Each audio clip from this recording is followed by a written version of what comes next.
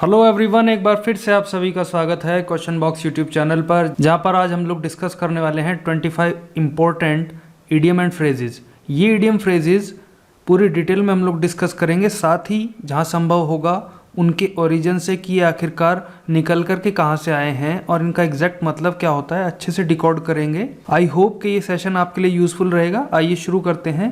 पहला है body and soul. देखिए, शरीर और आत्मा दो अलग अलग चीजें हैं, लेकिन ये विपरीत चीजें नहीं है सेम ही कि भाई जैसे सोल रहेगी तो तभी बॉडी चल पाएगी। अब इसका मतलब क्या होता है वो जानने से पहले आप मान करके चलिए हम ये सिनेरियो भी डिस्कस करते हैं कि आपको इसका आंसर नहीं पता, तो तब आप कैसे कोई क्वेश्चन आप अटेम्प्ट कर सकते हैं वो भी समझने की कोशिश करते हैं। बॉडी एंड सोल हमने पढ़ लिया। अब ऑप्शन है पहला लाइफ एंड डेथ। लाइफ और डेथ जो है वो दो अलग अलग चीजें हैं और कंप्लीटली अपोजिट हैं, जीवन और मरण। उसके बाद है टू सॉल्व अ डिफिकल्टी, कोई समस्या का समाधान करना। हैप्पीनेस एंड सोरो, ये भी सिमिलर हैं लाइफ और डेथ के, जैसे लाइफ और डेथ एक दूसरे के अपोजिट हैं, ऐसे ही हैप्पीनेस एंड सोरो है। उसके बाद है तीसरा होली एंड एंटायरली, जिसका मतलब होता है पूरी तरीके से। अब देखिए, पहला अगर होता तो तीसरा भी होना चाहिए था, क्योंकि ये जो है kind of similar meaning convey कर रहे हैं और अपोजिट हैं। लेकिन क्यों नहीं है ये ऐसे? क्योंकि बॉडी और सोल एक दूसरे के अपोजिट नहीं है, ये एक दूसरे के पूरक हैं, कॉम्प्लीमेंट्री आइटम्स हैं ये दोनों एक दूसरे के। इसके एक के बिना दूसरा अधूरा है। पहला और थर्ड तो आप इस तरीके से एलिमिनेट कर सकते हैं। ये मैं केवल आपको एक ट्रिक बता रहा हूँ। अगर आपको आंसर सीधा सीधा पता है तब तो बड़ी अच्छी बात है। दूसरा और चौथा जो सेकंड और फोर्थ अपना ऑप्शंस हैं, उसमें अब आपको देखना है कि क्या हो सकता है। टू सॉल्व अ डिफिकल्टी, कोई समस्या का समाधान करना, निस्तारण करना, या फिर पूरी तरीके से। तो इसमें जो है अब आपको अपना दिमाग लगाना है कि क्या हो सकता है। अब आप अपना दिमाग लगाइए, क्योंकि ये भी पर्सन टू पर्सन डिफर करता है कि आप अपना दिमाग किस प्रकार से यूज करते हैं।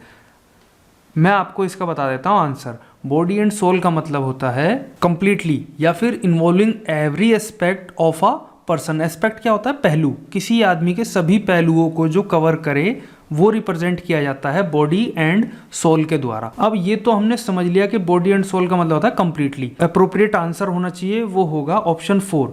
ठीक हो गया, ये क्लियर हो गई बात आपके। लेकिन इसी से एक और इडियम निकल के आता है, keep body and soul together. यहाँ पर आ जाएगा कीप, उसके बाद आ जाएगा बॉडी एंड सोल, फिर आ जाएगा टुगेदर। इस इडियम का मतलब क्या हो जाएगा?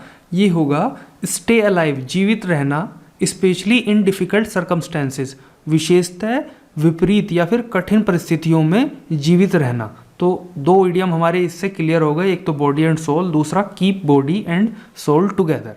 चलिए अब बढ़ते हैं आगे। Slap on the wrist. Wrist होता है कलाई, जहाँ पे आपकी घड़ी बांधी जाती है, रिस्ट वॉच जिसको बोलते हैं। तो कलाई, तो कलाई के ऊपर चांटा मारना, इसका मतलब क्या होगा? देखिए, ये उस समय से निकल के आया है, पुराने समय में जब पनिशमेंट बहुत हार्ड हुआ करते थे, वहां पे स्लैप ऑन द रिस्ट का मतलब होता था लाइट या फिर माइल्ड पनिशमेंट। इसका मतलब होगा क्या कि छोटा सा दंड देना। अब ऑप्शन देखते हैं। Wild with excitement. Wild with excitement मतलब खुशी से पागल हो जाना टाइप का, या फिर very much excited. Misunderstand each other, एक दूसरे को गलत समझना। Criticise someone strongly and angrily, किसी का जो है आलोचना करना बहुत दृढ़ता से और गुस्सा पूर्वक। वहीं चौथा है ए माइल्ड पनिशमेंट, एक हल्का सा दंड। तो अपना जो आंसर है वो यही होगा।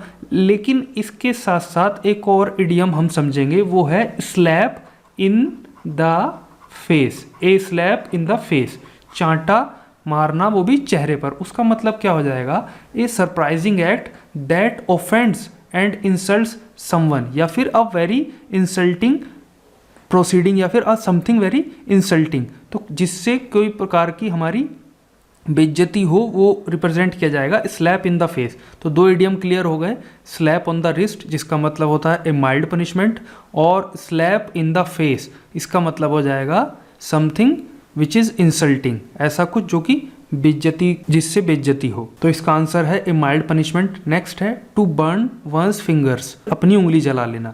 To suffer loss by acting rashly. Rashly होता है जल्दबाजी से, तो जल्दबाजी से काम करते हुए कोई नुकसान उठा लेना। To accidentally touch a hot utensil. Utensil होता है बर्तन। गलती से या दुर्घटनापूर्वक किसी गर्म बर्तन को छू लेना। A question without any agreed answer. एक ऐसा प्रश्न जिसपे कोई भी सहमति वाला उत्तर ना हो। To have one's finger chopped. Chopped होता है काट लेना, तो वेजिटेबल्स चॉपिंग मतलब सब्जियां काटना, और फिंगर चॉपिंग हो जाएगा उंगलियां, तो अपनी उंगली काट लेना। अब चारों में से समझिए, टू बर्न्स वन फिंगर का मतलब हो जाएगा to suffer a loss by acting rashly.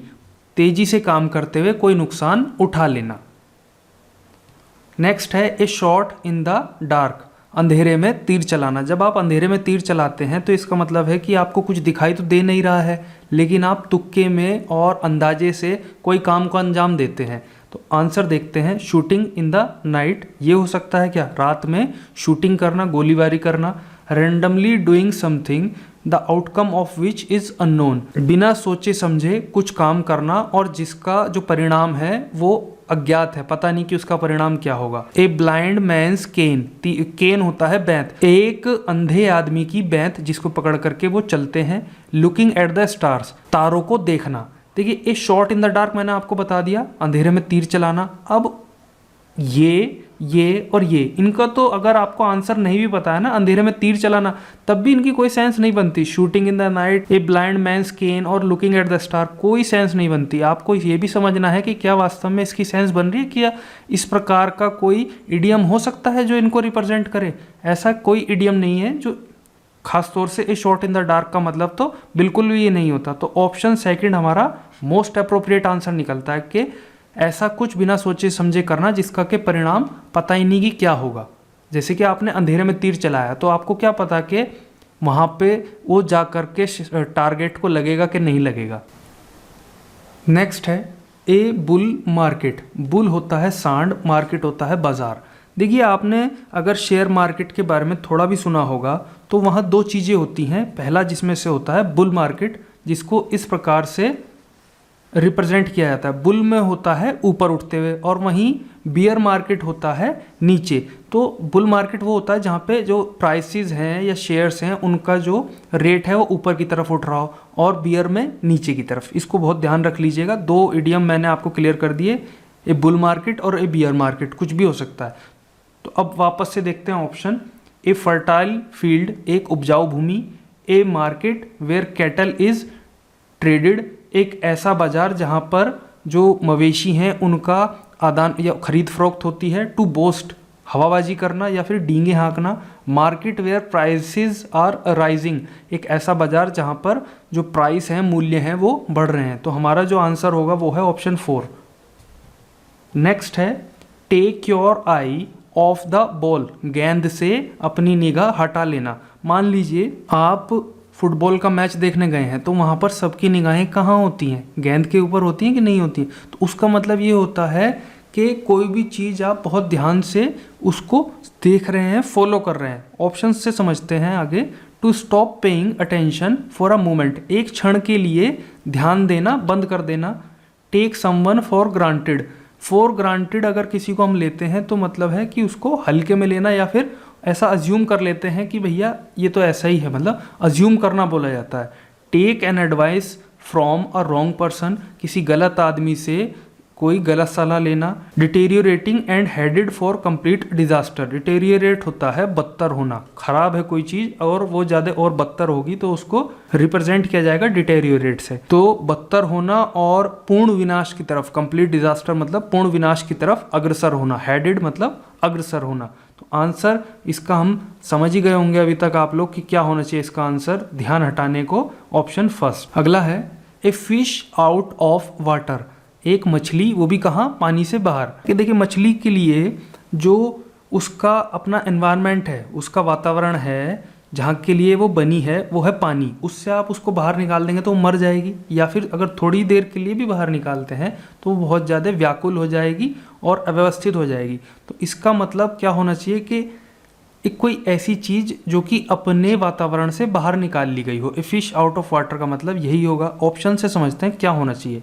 A person out of accustomed environment. Accustom होता है आदि, जिसकी हमको आदत हो, तो एक ऐसे आदतन वातावरण से बाहर निकाल लेना। मान के चलिए आपको किसी ऐसी पार्टी की आदत नहीं है, आप बहुत इंट्रोवर्ट हैं, लेकिन आपको एक ऐसी जगह जाना पड़ रहा है जहाँ पर बहुत ज़्यादा लोग एक्सट्रोवर्ट हैं, तो आप होंगे a fish out of water, मतलब वो आपका एनवायरनमेंट नहीं है ना।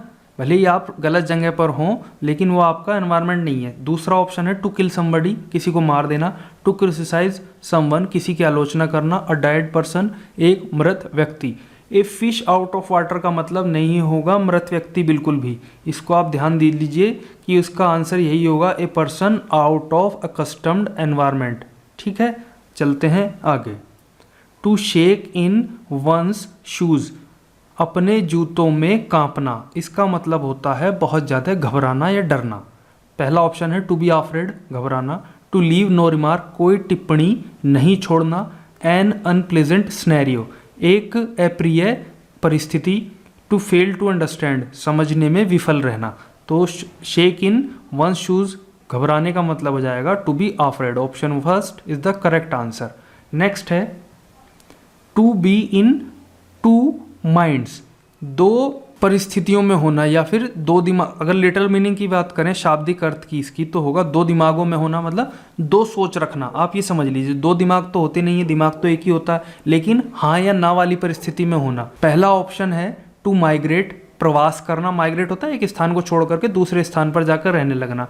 टू बी लेस इफेक्टिव, कम प्रभावी होना। इन डिलेमा, डिलेमा होता है असमंजस की स्थिति में होना। टू बी ओवर कॉन्फिडेंट, हद से ज़्यादा विश्वासी होना। मैंने आपको बताया to be in two minds का मतलब होगा दो परिस्थितियों में हाँ या ना की स्थिति में होना। तो हाँ या ना की स्थिति मतलब असमंजस में होना। ऑप्शन थर्ड करेक्ट आंसर है टू मीट वंस वाटरलू। ये जो इडियम है ये निकल के कहाँ से आया वो समझते हैं पहले। ये हुआ था नेपोलियन बोनापार्ट और जो ब्रिटेन और प्रशिया की आर्मी थी उनकी बैटल हुई थी वाटरलू में, जिसमें जो है नेपोलियन की हार हुई थी। तो वहाँ से निकल के ये आया है कि किसी की वाटरलू में मिलना या फिर खुद की वाटरलू मिलना, जो भी इसका मतलब हो सकता है, उसमें हम नहीं जाएंगे क्योंकि बहुत ज़्यादा कॉम्प्लिकेटेड सा है। इसका मतलब आप समझ लीजिए, तो ये होता है कि बुरी तरीके से हारना। ऑप्शन फर्स्ट देखते हैं, to meet one's look alike, खुद के जैसे दिखने वाले से मिलना।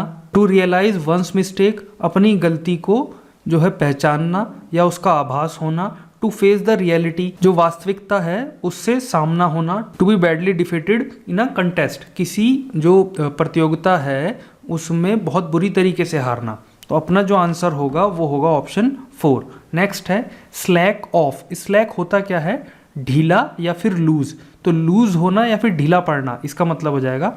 पहला ऑप्शन देखते हैं, to understand a hidden meaning, छुपा हुआ मतलब निकालना। To ease pressure on something, किसी के ऊपर जो दबाव है उसको कम करना। टू मेक मोस्ट एफर्ट, सबसे ज़्यादा एफर्ट करना। To be very rude, rude होता है अशिष्ट या फिर रूखा, बहुत ज़्यादा अशिष्ट होना। तो अपना जो आंसर रहेगा ढीला पड़ना या ढीला करना, उसका जो सही ऑप्शन है वो रिप्रेजेंट करता है ऑप्शन सेकंड। नेक्स्ट है पिग इन अ पॉक। देखिए पुराने समय में पोक का मतलब होता था सैक से। अब सैक क्या होता है, सैक होता है कट्टा या फिर बोरा। समझ रहे होंगे ना, प्लास्टिक का जो कट्टा होता है या फिर समझ लीजिए जो जूट की बोरी होती है, तो उसको। अब पिग इन अ पॉक रिप्रेजेंट करता है एक ऐसी परिस्थिति को कि जब आप बाजार से कुछ खरीद करके लाए हैं और वो जो बेचने वाला है उसने सब कुछ आपको पैक करके दिया है, जो ताकि आप उसको जांच ना पाएँ। तो इसका मतलब हो जाएगा कुछ ऐसी चीज़ जिसको कि पहले से इंस्पेक्शन जिसका नहीं हुआ हो। पहला ऑप्शन देखते हैं, to bring someone to an end, किसी को समाप्ति की ओर लाना। A brave man amongst all the cowards, जो जितने भी डरपोक लोग हैं उनके बीच में जो बहादुर आदमी है वो होता है pig in a pock. Something that is bot, ऐसा कुछ जो कि खरीदा गया है। विदाउट एग्जामिनिंग प्रॉपरली, बहुत अच्छी तरीके से एग्जामिन किए बगैर। टू ऑब्स्ट्रक्ट समवंस वर्क, किसी के काम में व्यवधान या फिर बाधा डालना। तो हमारा जो सही आंसर होगा वो होगा option third, something that is bought without examining properly. अगला है ace in the hole. Ace in the hole निकल के कहाँ से आया पहले वो समझिए। देखिए एस होता है इक्का, हिंदी में आपने सुना होगा तुरुप का इक्का। जो इडियम है वो आता है गेम ऑफ पोकर से निकल के। ताश के पत्तों का कुछ खेल होता होगा, बहुत ज़्यादा मुझे भी नहीं पता है पोकर का गेम किस प्रकार से होता है, तो उसमें ये यूज़ किया जाता है एस इन द होल। इसका मतलब हिंदी में मैंने आपको बता दिया तुरुप का इक्का। तो तुरुप का इक्का कब निकालते हैं आप, जबकि कोई ऐसी हिडन आपका कोई उपाय जब आपको गेम पलटना हो। ऑप्शन देख लेते हैं पहले। To create noisy disturbances so that competitors are unable to work. एक ऐसा शोरगुल वाला व्यवधान उत्पन्न करना ताकि जो कंपेटिटर्स हैं आपके वो कोई काम करने में या कोई काम ना कर सकें। A major advantage that one keeps hidden until an ideal time. एक ऐसा बहुत बड़ा लाभ या फिर एक ऐसे बहुत बड़े फायदे की चीज़ जो कि कोई छुपा के रखता है जब तक कि सही समय ना आ जाए। To attempt to do the impossible. जो असंभव चीज़ है उसको करने का प्रयास करना। To suffer an injury on the lower body. शरीर के निचले भाग पर कोई चोट लगना या किसी चोट से ग्रसित होना। तो हमारा जो सही आंसर है एस इन द होल हो जाएगा। A major advantage that one keeps hidden until an ideal time. Next है ओवर एंड अबव। इसका मतलब होता है इन एडिशन टू। तो ऑप्शन थर्ड अपना सही आंसर है। अबव ऑल नहीं होगा, सबसे ऊपर नहीं होगा। To sum up the conversation. Sum up होता है समराइज, सारांश निकालना। जो वार्तालाप हुई है उसका सारांश निकालना। हाईएस्ट रैंक मतलब सबसे उच्च पद जो होता है। तो लेकिन हमने पढ़ ही लिया है ओवर एंड अबव का मतलब कोई ओरिजिन समझने की जरूरत नहीं है, इनका मतलब समझने। ये तो दोनों आपकी जो है प्रीपोजिशन है अलग अलग, तो इन दोनों को मिला करके मतलब हो जाता है in addition to. Water under the bridge. पुल के नीचे से पानी बह जाना। तो पुल के नीचे से पानी बह जाने को जो रिप्रेजेंट करता है ऐसी परिस्थिति को जो कि भूतकाल की हो और जिसका अब कोई मतलब नहीं रह गया, बहुत ज़्यादा जो अब सार्थक या फिर महत्वपूर्ण नहीं रह गई है। आंसर देख लेते हैं। टू बी वेरी सिक, बहुत ज़्यादा बीमार होना। एनीथिंग फ्रॉम द पास्ट, कोई भूतकाल की चीज़। दैट इजंट सिग्निफिकेंट और इम्पोर्टेंट एनी मोर, जो कि अब महत्वपूर्ण या फिर सार्थक नहीं रह गई है। ये पैरानॉर्मल सेंस, पैरानॉर्मल होता है असाधारण। असाधारण कोई प्रकार की इंद्री। That allows you to communicate with the dead, जो कि आपको मृतकों से बात करने की आपको ताकत देती है या फिर अनुमति देती है। Someone else who takes the blame, ऐसा कोई या फिर ऐसा कोई और जो कि सारा का सारा ब्लेम, दोष अपने ऊपर ले लेता है। तो हमारा जो सही आंसर है वो होगा anything from the past that isn't significant और इम्पोर्टेंट एनी मोर। नेक्स्ट है to keep an eye on. Eye off हमने पढ़ाई था नजरें हटा लेना, अब है आई ऑन यानी कि नजरें गड़ाए रखना। To be able to understand everything, हर एक चीज समझने में सफल होना। To see someone in a bad light, किसी को बुरी रोशनी में देखना या फिर किसी को बुरी सेंस में समझना। टू वॉच ओवर क्लोजली, किसी को बहुत क्लोजली देखना, नजरें गड़ा करके देखना। टू कीप डिस्टेंस फ्रॉम, किसी से दूरी बनाए रखना। तो हम पढ़ ही चुके हैं, ऑप्शन थर्ड हमारा इस हिसाब से सही आंसर होगा। नेक्स्ट है ऑल एंड सनड्राई। देखिए सनड्राई क्या होता है, जो कि सूरज की गर्मी से सुखाया गया हो, शुष्क किया गया हो। अब सूरज क्या है कि सभी को एक प्रकार से ऊष्मा देता है। जो हीटिंग प्रोसेस होती है वो सभी के लिए इक्वल होती है, कोई एक्सेप्शन नहीं होता वहाँ पे, या फिर किसी को ज़्यादा किसी को कम नहीं मिलती, ऐसा माना जाता है। तो इसका मतलब भी उसी प्रकार से होगा कि एवरीवन, सभी के लिए और बिना किसी भेदभाव के। ऑल एंड सनड्राई का मतलब होगा। तो ऑप्शन फर्स्ट है एडवांटेजेस एंड डिसएडवांटेजेस, लाभ और हानियाँ। एवरीवन विदाउट डिस्टिंक्शन, हर एक बिना किसी भेदभाव के। और फुल मून, पूरा का पूरा चांद। हॉलीडेज मतलब छुट्टियां। तो ऑप्शन सेकंड अपना सही आंसर रहेगा। नेक्स्ट है ग्रीन लाइट। ग्रीन लाइट आप समझ के चलिए जैसे कि रेड लाइट, ग्रीन लाइट और येलो लाइट होती हैं ट्रैफिक सिग्नल पर, तो वहीं से निकल के आया है ग्रीन लाइट। ग्रीन लाइट जब होती है तब आपको ये अनुमति दी जाती है कि अब आप आगे बढ़ सकते हैं ना, आगे प्रोसीड कर सकते हैं। तो उसी प्रकार से इसका आंसर होगा टू परमिट समथिंग या परमिट समवन टू प्रोसीड। तो ऑप्शन थर्ड सही आंसर है। To be lost and confuse का मतलब होगा खोया हुआ और मतलब गुमशुदा जो हो, उस टाइप के लोगों को to be lost and confuse बोला जाएगा।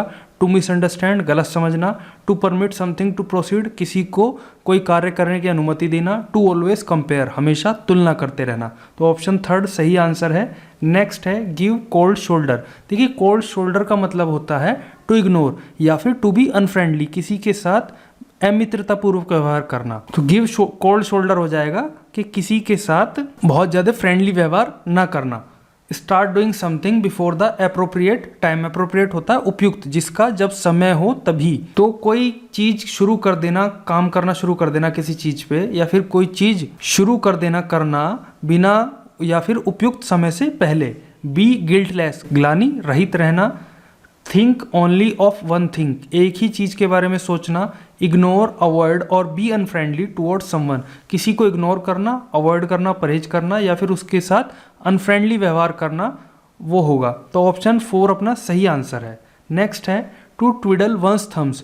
किसी के अंगूठे को इधर उधर मान करके चलिए, जैसे कि आपकी उंगलियां हैं तो आप उंगलियों को, अंगूठे को जब अपनी उंगलियों के चारों तरफ ऐसे आगे पीछे करते हैं, अभी वीडियो में तो मैं नहीं दिखा सकता, आप इसको इमेजिन करिए कि आप अपने अंगूठे को उंगलियों के दोनों तरफ आगे पीछे कर रहे हैं। तो उसको, उस परिस्थिति को यूज़ कब किया जाएगा? ये तब किया जाता है जबकि आप बेकार व्यर्थ बैठे हों, खाली बैठे हों। तो टू बी आइडल ऑप्शन अपना जो फर्स्ट है वो बिल्कुल सही है। इसका जो एक्सप्लेनेशन है टू प्ले सेफ सुरक्षित होकर जो है कोई काम करना। टू वेस्ट वंस रिसोर्सेज किसी के संसाधन या फिर खुद के संसाधन वेस्ट करना। टू शो नो मर्सी कोई भी जो दया है वो ना दिखाना। नेक्स्ट है आर्म टू द टीथ इतना ज़्यादा आर्म्ड। आर्म्ड मतलब कवच लगा लेना और मतलब वेपनाइज हो जाना इतना ज़्यादा है कि आपके केवल दांतों तक भी जो है आप आर्म्ड हो जाएं। तो इसका मतलब होगा कि कंप्लीटली वेपनाइज्ड, बहुत अच्छे तरीके से अपना जो कवच है, सुरक्षा कवच, वो तैयार रखना। ऑप्शन से समझते हैं fully armed, having many weapons, fully armed और बहुत ज़्यादा वेपन्स जिसके पास हों। डिफरेंट अटैकिंग टेक्निक्स अलग अलग हमला करने की जो तकनीक हैं वो हों। Safeguard oneself in every possible way safeguard करना, सुरक्षा करना, बचाना हर एक संभव तरीके से। To have no weapon to fight को लड़ने के लिए कोई भी वेपन ना होना। तो जो इसका सही आंसर है वो होगा fully armed. Option first is the correct answer. So अभी हमने अपने 21 इडियम्स कंप्लीट कर लिए हैं। आई होप कि आप लोगों को समझ में आया होगा। अगर इन केस आपके कोई भी बात समझ में नहीं आई है या फिर कोई छोटी सी बात है जो आपको लगता है कि फिर से एक्सप्लेन की जानी चाहिए तो आप हमें कमेंट में बता सकते हैं। कोशिश की जाएगी उसको जल्दी से जल्दी उसका निस्तारण कर दिया जाए। यहाँ तक बने रहने के लिए थैंक यू वेरी मच।